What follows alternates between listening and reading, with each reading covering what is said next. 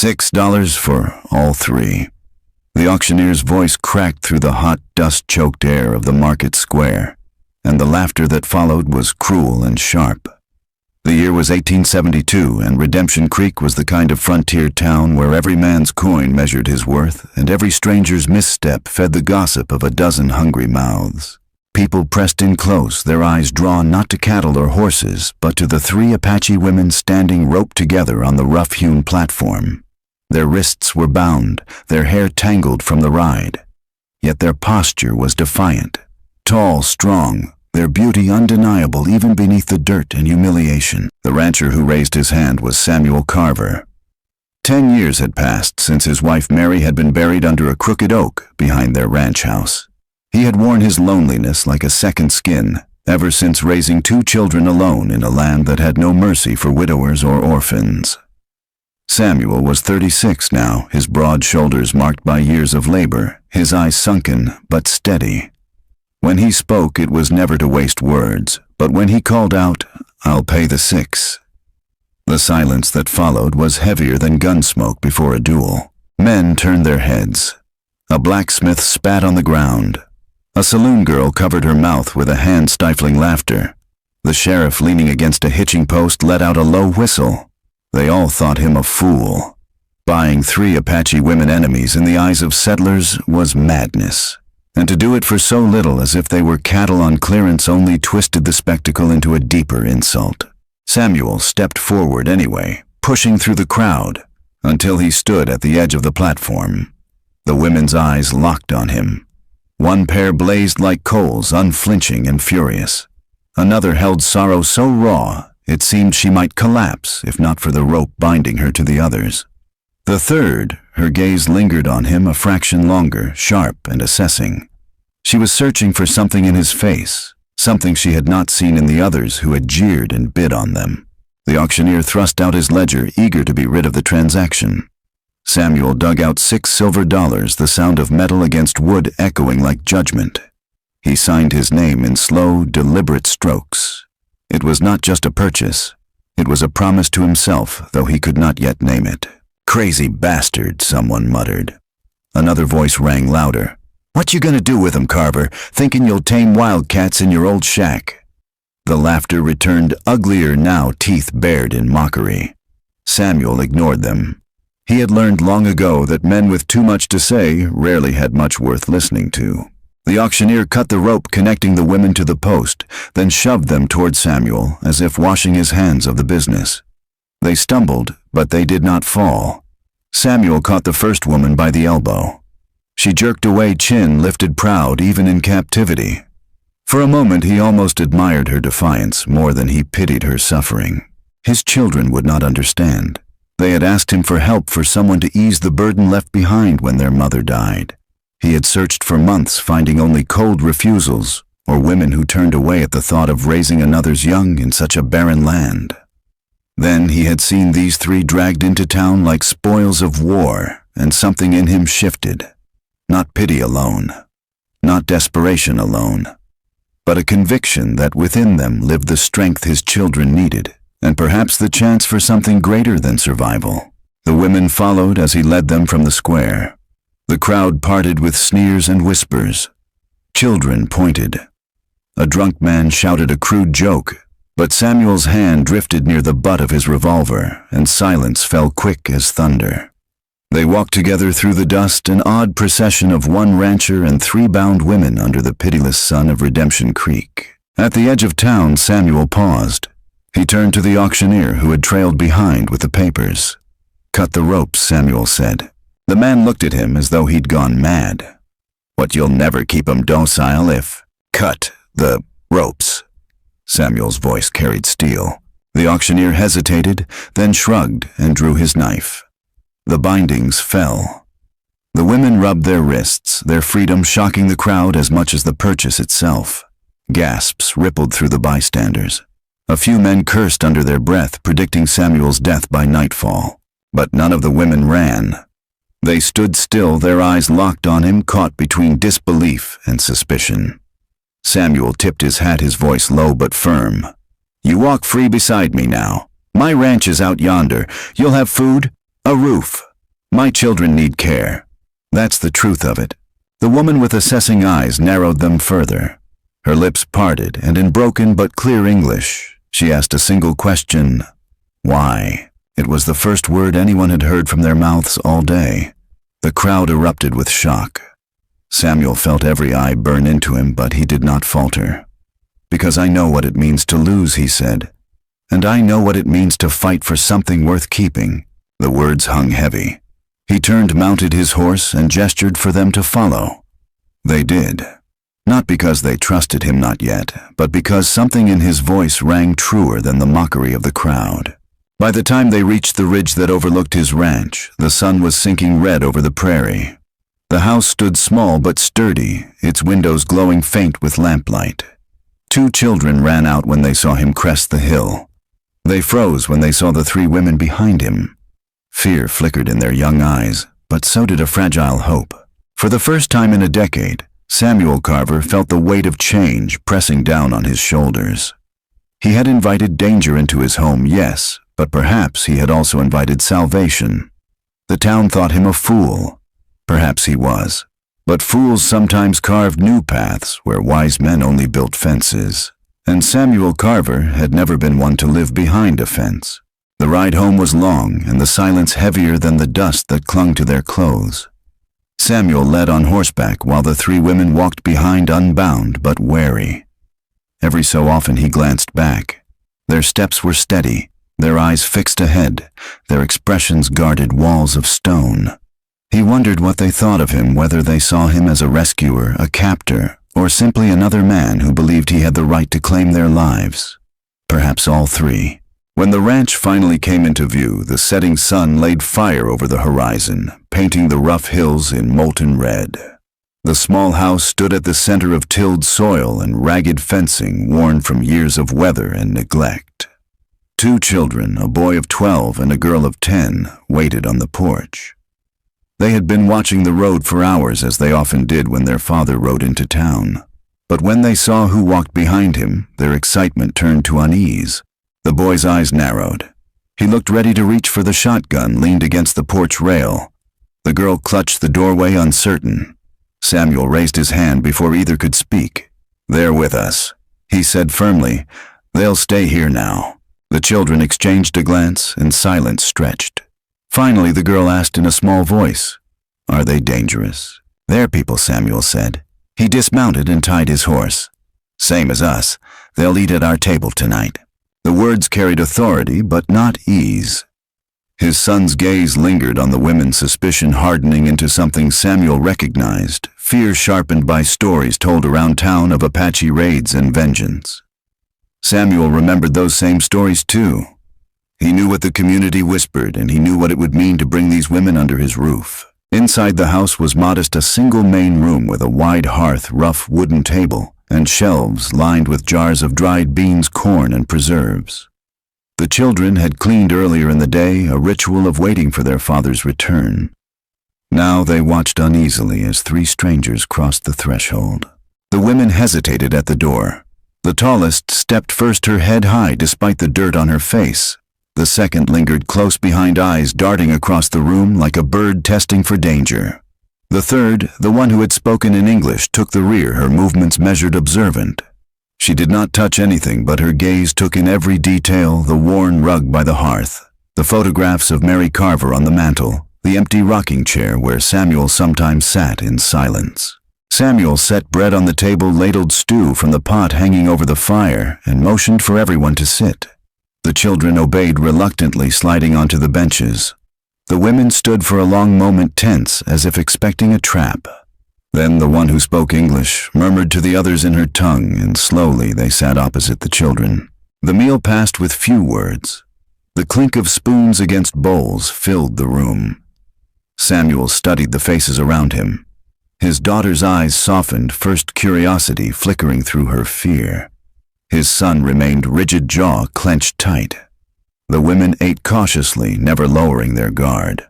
Halfway through the meal, Samuel's daughter reached for the bread and quietly slid it toward the second woman who had eaten the least. The woman's dark eyes widened slightly, then softened. She gave a small nod of thanks, no words spoken. For Samuel, it was the first fragile thread of something more than survival, a possibility that kindness could bridge what hatred had tried to burn. Later, when the children had gone to bed, Samuel sat near the fire. The three women remained at the table, speaking in hushed tones he could not follow. Finally, the one who spoke English addressed him. "Why here? Why us?" Her voice was careful, low, carrying the weight of mistrust. Samuel leaned back, staring into the flames. "My children lost their mother 10 years ago. They need more than I can give alone.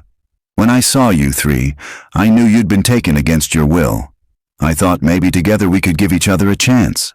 The woman's eyes searched his face, skeptical. A chance for what? He hesitated, the firelight flickering over his weathered features. To live different than what this world expects. To be more than prisoners of loss and hate. The other women watched, their expressions unreadable. The one with sorrow in her eyes looked away as though the words cut too close. The tallest leaned forward, her voice sharp in her own tongue, and though Samuel could not understand the words, the tone was clear, warning distrust, perhaps even threat. The English speaker translated after a pause. "She says, trust is not given. It is earned. If you lie, she will know." Samuel nodded. Fair enough. The days that followed were marked by unease. The women stayed close together, moving through the ranch like shadows. They worked but cautiously, as though testing the edges of their new world. Samuel's daughter began to hover near them, offering small gestures, helping with water, showing where the flour was kept. His son kept his distance, his distrust hardening into silence. At night, Samuel could hear the women whispering in their language by the fire, their voices carrying both sorrow and strength. The town, meanwhile, did not forget. Neighbors passed the ranch on horseback, slowing to stare.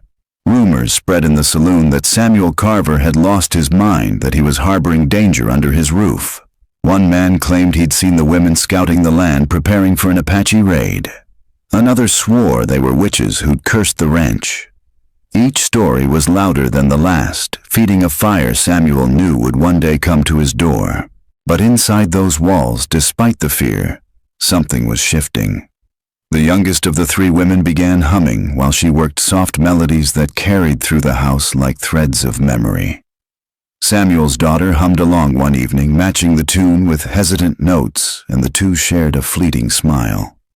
The tallest woman, who had resisted the most, eventually took to chopping wood beside Samuel, her strength undeniable, her defiance tempered by practicality. And the English-speaking woman. Her eyes met Samuel's more often now, not with trust, but with something less rigid than before. Questions lingered between them, unspoken but waiting. In the stillness of those nights, Samuel felt the tension shifting from raw mistrust toward something more fragile. More dangerous, the possibility of belonging. But belonging came with a cost, and in redemption, Creek, nothing went unnoticed for long. The first week passed with guarded silences and the kind of uneasy peace that felt ready to splinter at the faintest touch. Samuel kept his distance, letting the women settle in as they willed, but his children were another matter. His daughter Emma followed them like a curious shadow, asking questions they could not understand. His son Jacob hovered on the edge of every room, watchful and suspicious, his hand never far from the old shotgun that leaned against the wall. It was on the 8th night, while the wind howled against the shutters and the fire snapped low, that the first real conversation took place. The three women sat close together, speaking in their own tongue. Samuel watched from the hearth, sharpening a knife more out of habit than need. When the English-speaking woman glanced at him, her eyes held a decision, as though a private debate had reached its conclusion. "My name," she said suddenly, her voice low, deliberate, "is Taya." The sound startled the others, both her companions and Samuel's children. Emma gasped softly. Jacob stiffened, and even Samuel froze mid-motion, the whetstone pausing against steel. Taya gestured toward the other two. "This is Sani," she said, pointing to the tallest, whose strength had been clear from the first day. "And this is Nalin." The one with sorrow in her eyes lowered her gaze at the sound of her name, as if it carried too much weight. Samuel nodded slowly. "Taya," he repeated, letting the name settle in the room. "Sani, Nalin." I'm Samuel. These are my children, Jacob and Emma. His voice was steady, but inside something shifted. Names meant recognition. Names meant humanity. It was the first stone laid across the chasm between them. Taya's next words came halting, her English rough but clear enough. We were not captured in battle. We were taken. She tapped her chest, then spread her hand wide as if showing a circle. We lived near the San Pedro River. Traders came. They brought whiskey. Men from town. They came too. We trusted wrong people. In the night they tied us. Her voice caught, and for the first time Samuel saw the iron in her eyes tremble. Emma whispered, "That's terrible."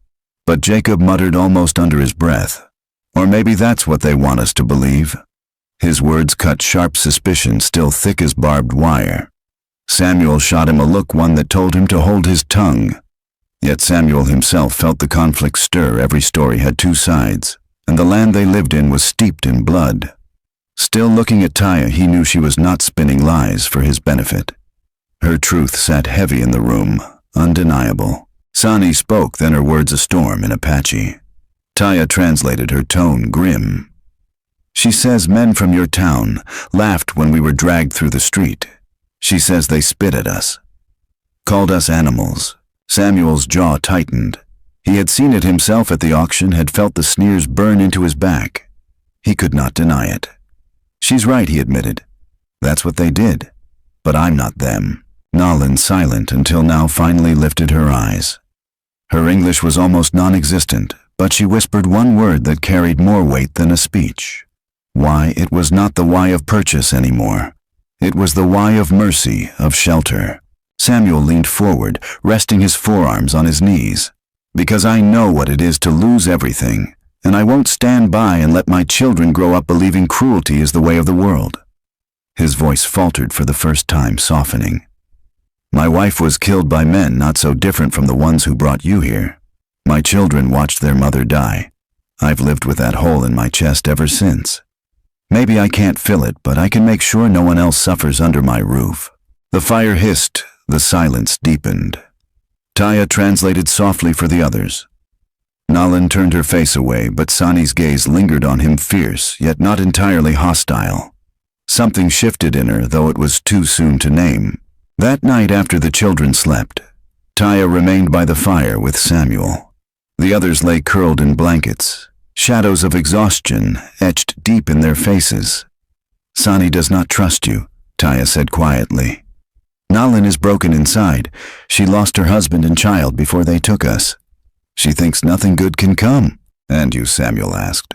Taya studied him, the flames reflecting in her dark eyes. I listen. I wait. I see your children. They are kind like their mother must have been.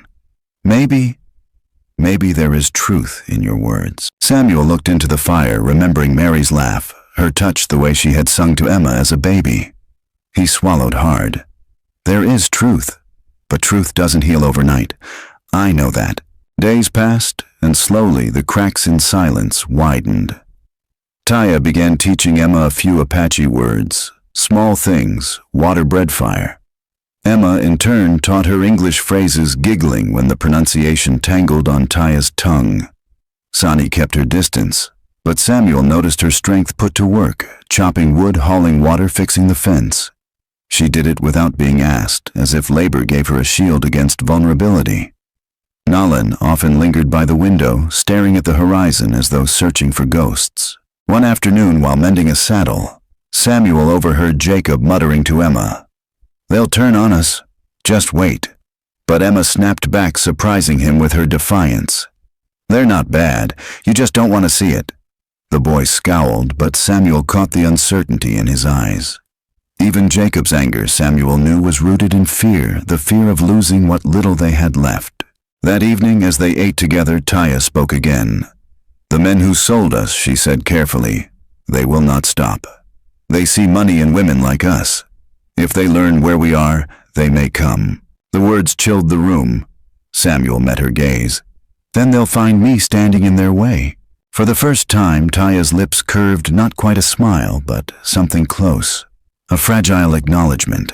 The shadows of mistrust had not lifted, but within them seeds of trust had been sown. And yet Samuel knew that shadows always hid more than they revealed. Whatever truths had been spoken, there were still wounds left unspoken and pain that would surface when least expected. Secrets did not stay buried forever, not in a land where survival demanded they be faced. The knock came at dawn, loud enough to rattle the shutters.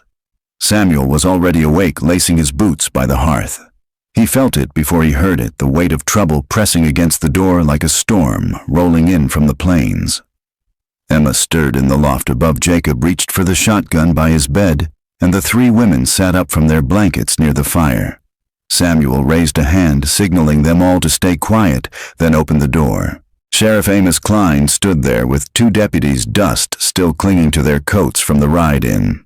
The sheriff was a thick man, his stomach rounded from years of saloon whiskey, but his eyes were sharp cold. He didn't waste time with greetings. "Carver," he drawled, "you've got property that doesn't belong to you." Samuel's jaw tightened. "You're mistaken." Amos leaned on the door frame, peering past Samuel into the dim house. His gaze landed on the women still half hidden in shadow, their eyes wary. "There they are," he said with satisfaction. "Escaped hostiles. They were taken in under territorial authority. Belong to the marshal's office now, not you. You hand 'em over and we'll forget this foolishness." "They're not property," Samuel said, his voice low but steady. The sheriff chuckled as if Samuel's words were a child's protest. "Everything's property in this town if it can be bought and sold. You paid $6, didn't you? Call it what you want, but the law calls them fugitives, and I enforce the law."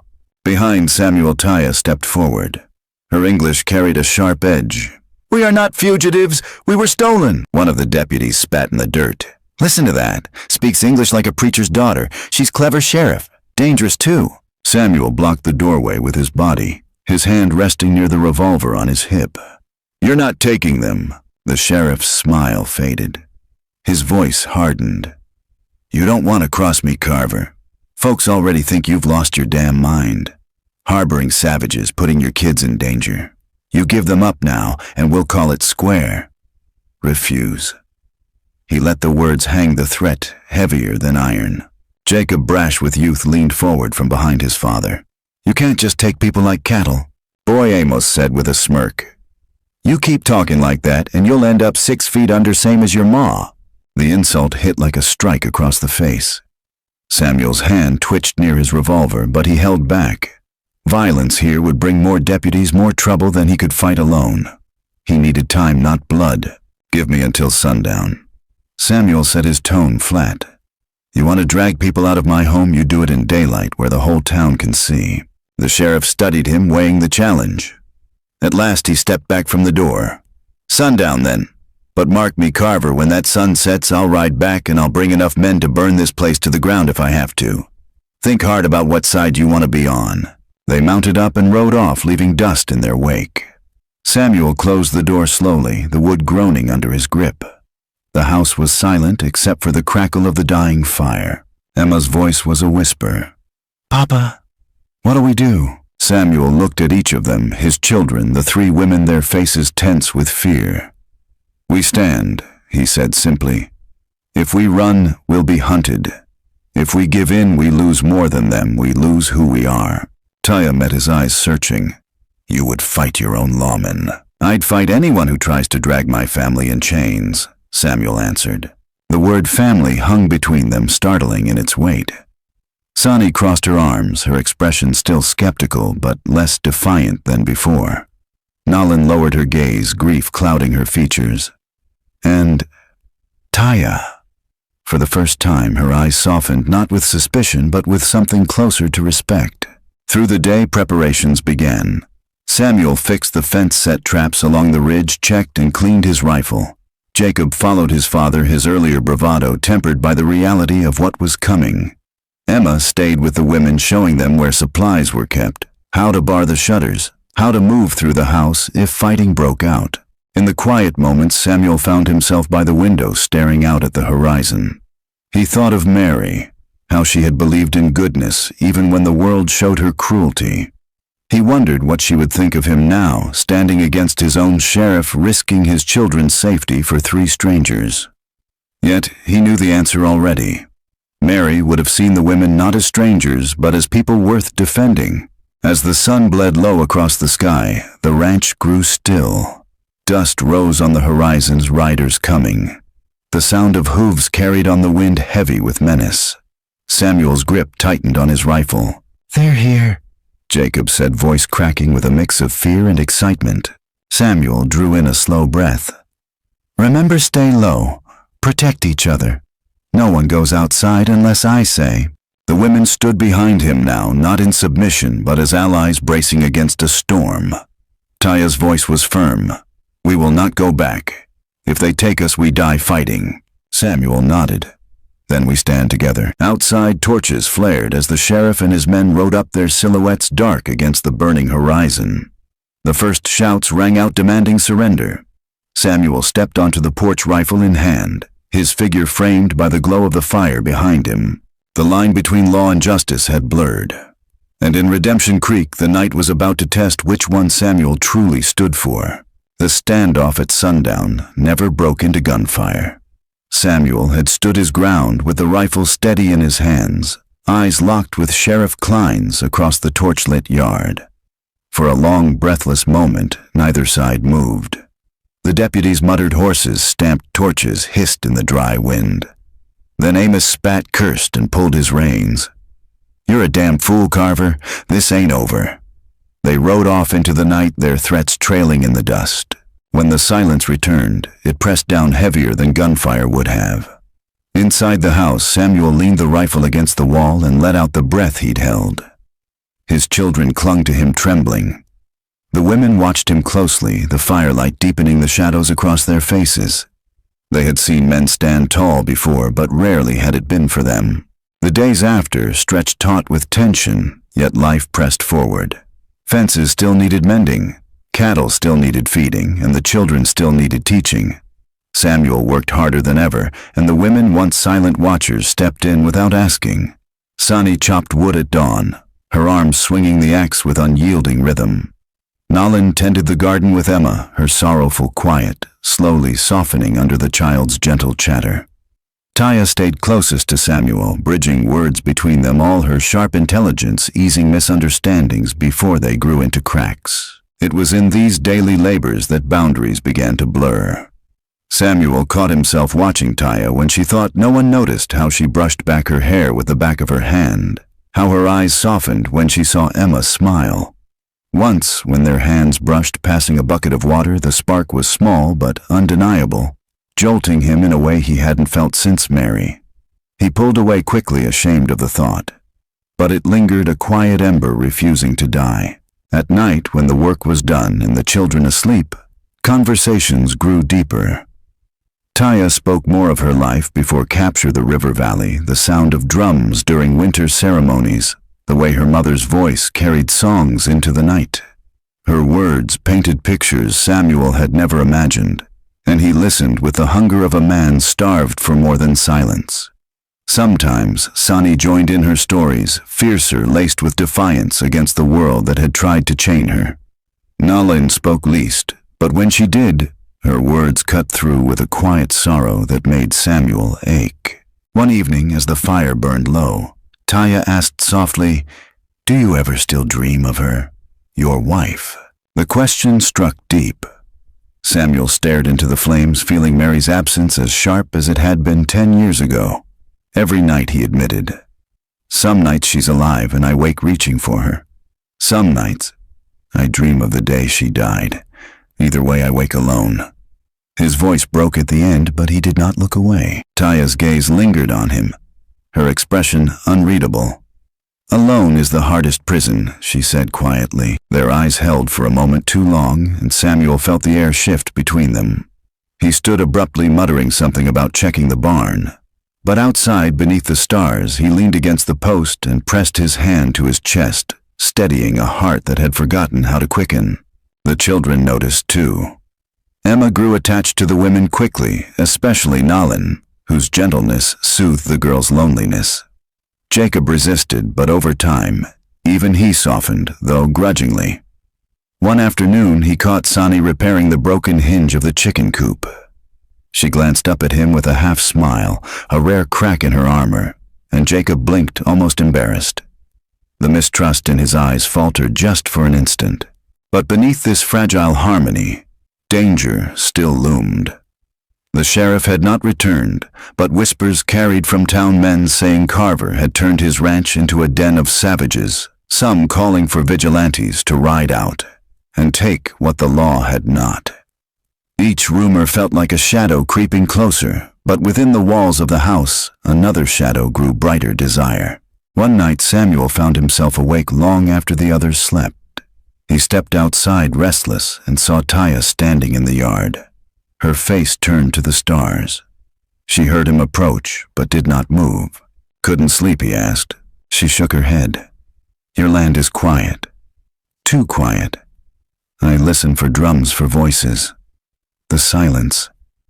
It feels like a weight." Samuel nodded. "I used to think the same. After Mary passed, the silence nearly killed me." Taya turned to him, her eyes glimmering in the starlight. "But now," he swallowed hard, "now it feels less empty." For a moment neither spoke. Then she reached out lightly, touching his hand, just a brush of fingertips. It was nothing and everything at once. Samuel's breath caught, and in that fragile second, he let himself feel what he had been fighting. The loneliness, the longing, the ache of 10 years of silence, it all bent toward her like a river finding its course. But he stepped back, breaking the contact, his voice rough. "This is dangerous. For you, for me, for all of us." Taya's eyes held his unflinching. "Love is always dangerous." The words haunted him long after she walked back inside. Days bled into weeks, and though no one spoke of it openly, something undeniable grew in that house. Emma laughed more freely, Jacob's shoulders carried less suspicion. The women moved through the rooms as though the walls remembered their footsteps. And Samuel, he caught himself smiling at small things again, something he had not done in a decade. But the world beyond Redemption Creek was not blind nor forgiving. And Samuel knew the moment would come when whispers turned to action, when the fire outside would test the fire inside. For now, though, in the fragile space between dread and desire, love had begun to take root where no one believed it could. And that root, Samuel feared and hoped in equal measure, was strong enough to crack stone. The storm broke just before dawn. For weeks, whispers had circled through Redemption Creek, men muttering in saloons, anger simmering over cards and whiskey. The sheriff's warning hadn't been enough for some. To them, Samuel Carver was a traitor, a fool who had shamed his own kind by sheltering savages. To them, the women were property stolen, a wrong that needed righting. On that gray morning, the rumble of hooves shook the ground before the sun had climbed the horizon. Samuel woke to the sound, already reaching for his rifle before he was fully out of bed. By the time he stepped onto the porch, Jacob beside him with wide eyes, a dozen riders fanned out across the yard, torches, blazing shotguns glinting in the dim light. "Carver," one of them shouted. "Step aside and hand him over. This ends tonight." Behind Samuel, the door opened. Sonny stepped out, first, axe in her hands, her dark eyes burning with fire. Nalin followed, silent but steady, her presence more unyielding than stone. And Taya stood tall beside Samuel, unarmed but unafraid, her gaze fixed on the riders like a hawk staring down a pack of dogs. Samuel's heart thundered, but his voice came steady. "These women are under my roof, my protection. You'll get them only over my dead body." The riders jeered, one firing a warning shot into the air. Horses reared, dust rose. Tension thickened until it was a living thing. Samuel raised his rifle, Jacob clutching his sleeve. For a terrible instant, it seemed the night would end in blood. But then a sound split the air, high and clear, sharp as a blade. A woman's voice. Taya stepped forward and spoke in English, her voice carrying steady across the yard. "We are not yours to take. We are not chattel. We are people. We choose where we belong." The declaration stunned the mob into silence. For some, it stoked their fury, but for others it planted hesitation. A few men shifted in their saddles, muttering uneasily. Even hatred had limits when met with unflinching defiance. The standoff stretched until the first rays of dawn painted the sky, and in that fragile moment, the mob broke. One by one, the riders cursed, spat, and turned their horses, muttering threats they no longer had the stomach to act on. When the last hoofbeat faded into the distance, the ranch was left in silence, the kind that rang louder than gunfire. Inside, Samuel lowered his rifle with shaking hands. His children rushed to him, Emma clinging to Nall and Jacob, staring at Sonny with something like awe. Taya touched Samuel's arm, steadying him. For the first time, he didn't pull away. Life after that night changed. The town still whispered, but fewer dared to act. Samuel's neighbors, once suspicious, now kept their distance, some with respect, some with fear. The ranch, once hollow with loneliness, now breathed with voices, laughter, and the rhythm of daily work shared between them all. Months passed. Seasons turned. And what had begun as survival grew into something deeper. Emma called Nalin her second mother. Jacob followed Sonny's lessons in the barn with reluctant respect. And Samuel stopped fighting the pull that had bound him to Taya since that night under the stars. It was a quiet evening when he finally asked her. No grand gesture, no speech, just the two of them by the hearth, children asleep. Firelight flickering across their faces. He held out a simple band of silver, rough and unpolished, and said, "I don't know what the world will call us. I don't care. I only know this house feels whole with you in it. Will you stand with me as my wife?" Taya's eyes shone not with surprise, but with the calm certainty of someone who had already chosen long ago. She took the band, slid it onto her finger, and whispered, "Yes." The marriage was not held in town, but on the ranch itself. A handful of trusted friends stood witness. There was no preacher, only vows spoken before fire and sky.